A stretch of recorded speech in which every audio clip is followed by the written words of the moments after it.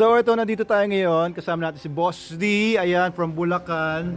Ayan, nagpa-register siya kay Miss Steph ng mga papers ng pusa niya. Ayan, to follow pa yung mga pictures ng mga pusa mismo. Pero at least itong IAGD natin, makikita nyo guys, nandito yung mga pictures ng mga magulang ng mga pusang binenta ni Boss D sa mga clients niya.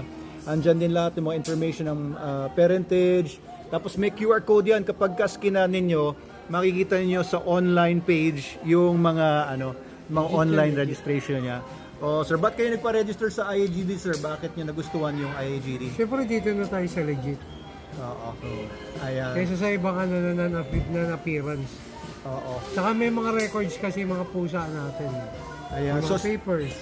opo, si Boss D kasi isa sa mga pinaka matinding mga nagbe-breed ng mga pusa, iba-ibang klase. Ano po yung mga pusa niya, sir? Meron tayong Maine Coon, British, Ragdoll, Sphinx, Bengal, Scottish Fold, Scottish Straight, mga exotic. Ayan, iba-ibang mga pusa. O yung halos all breed. Paano po nila kayo ko-contact kung gusto nila bumili ng pusa? Open for cattery visit tayo. Oo. Open for cattery visit. Saan po? Sa Malolos. Malolos pala ako. May page po ba kayo or saan kayo mako-contact? Sa ano ka na lang, sa Facebook, Oo. Boss Dante. Boss Dante. At the same time, makikita nila yung mga cats natin, pati yung mga import natin. Yon. Lahat doon, nandun makikita nila. Ayan, naka-register na ba si Boss D sa yung Cattery Animal Facility?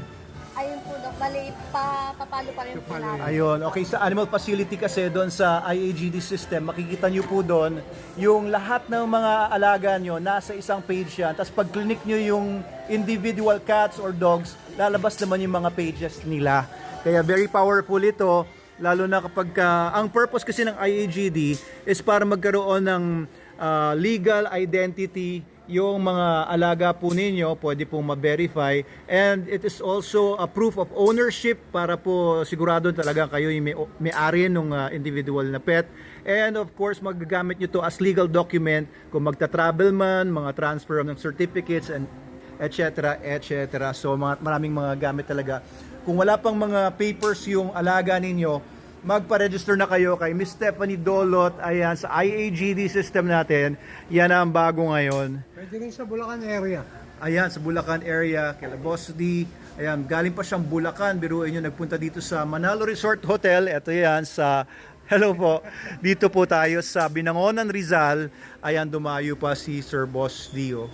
Ayan, thank you po. Salamat sa lahat ng mga nag-IAGD. And kung di pa kayo nag-IAGD, mag-message lang po kayo sa amin and entertaining po kayo ni Miss Stephanie Dolot. Ayan.